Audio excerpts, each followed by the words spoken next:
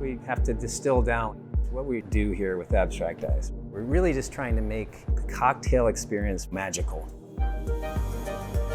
To make ice and that experience through the ice beautiful, putting art in the glass.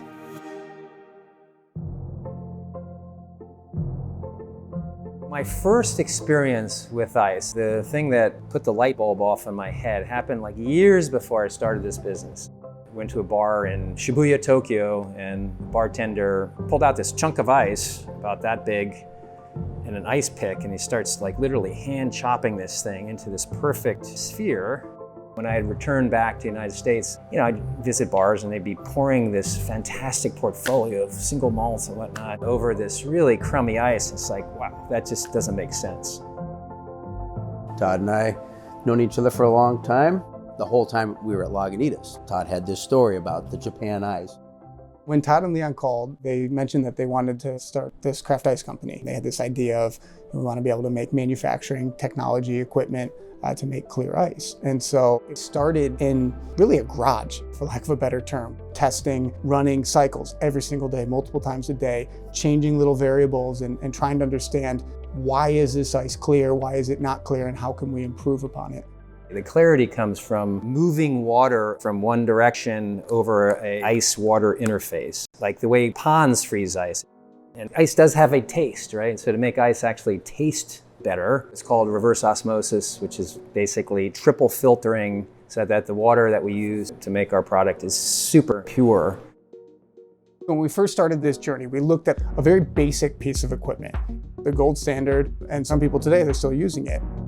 It's made in these 300-pound blocks, and it's cut down with chainsaws and bandsaws. It's like, man, I got to figure out, is there a way to create the manufacturing technology to make this ice much more cost effectively, much safer, and to be able to do it in different form factors, different shapes, sizes. Part of Abstract's vision is to innovate with process, to take some of the things that typically would have to be done on a small scale and bring them to the masses. 5 years ago, they came to us looking for help to solve some of their problems with developing the clear ice with their very basic initial equipment. We looked at that problem and thought maybe we can use some computers to simulate what is happening and try to understand the dynamics of clear ice making. So we created some parts and adapted the machines that the other company did, and then most of the ice was clear. So we're like, we're on to something. The first technology we have, we call it the flume. What it does is it makes ice very quickly, very cleanly, very hygienically in a way that can be processed easily into different shapes. And it does it in a fraction of the time, in 5 hours, where what the rest of the competition is doing, they make it in 3.5 to 4 days. And then from there, it's just been continuing to develop on that. The flumes that we're running today is really the 7th generation of flumes since we've started. And each of those was not a small little tweak. It was a pretty monumental shift and improvement. What we call our triple saw. This etching capability using CNC machines where we can etch into the ice any sort of design. And the shaper is another way to scale, creating interesting, varied shapes. Working with the Abstract Ice team in general has been amazing. You see the passion from the entire team come out when we're talking about how cool is it that we can make this crystal clear cube of ice, etch logos and names into that ice, and see that then in your cocktail glass.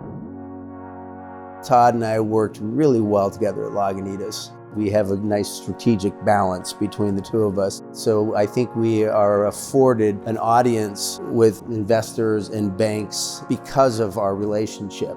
And to that end, we've hired all the key players from Lagunitas to join us. Head of sales, our head of engineering, director of events, our national accounts folks. I mean, it just goes on and on. We were able to bring people along for another exciting ride. And it's really fun to see how people go, oh my gosh, we might be able to do what we did at Lagunitas again. And I think that is very satisfying to know that we are going to build a culture. Pretty exciting endeavor for us, being involved with a new company where it's a new category and we invented and patented all of the equipment. It's a US patent, but also part of the Patent Cooperation Treaty for International Protection. We have an enormous facility in North Carolina. 50,000 square feet compared to 6,000 square feet of manufacturing space in Petaluma. and the capacity is going to be ultimately 10 times what we can do. We built this plant in about 8 months. We have 60 ice makers that allow us to produce around 120,000 pieces of ice every single day. We're incredibly proud of our quality standards. We actually passed our PIC certification on the first go.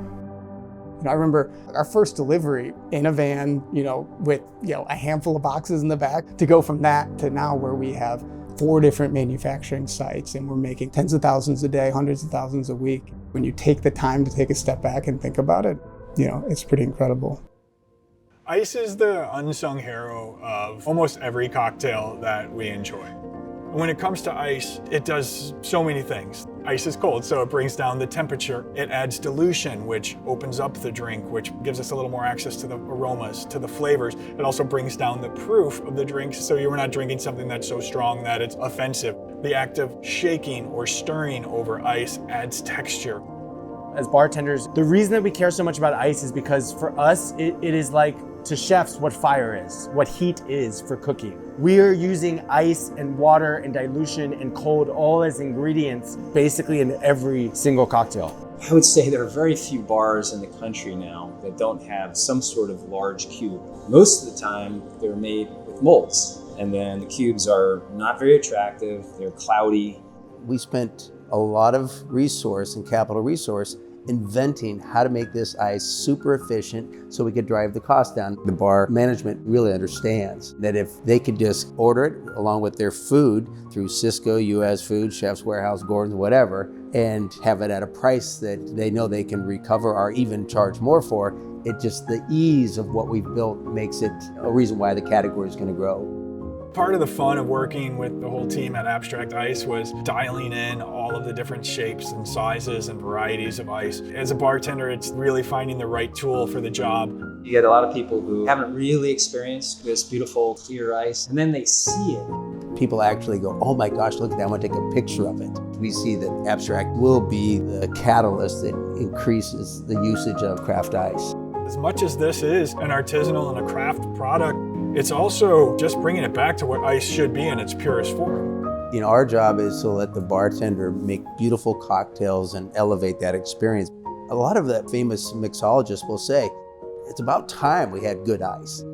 Ice is not just ice. Ice can be art. It's like Zen in a glass. I think in life, it's about details, and it's about experiences, and it's about a special moment. Life's too short for crummy ice.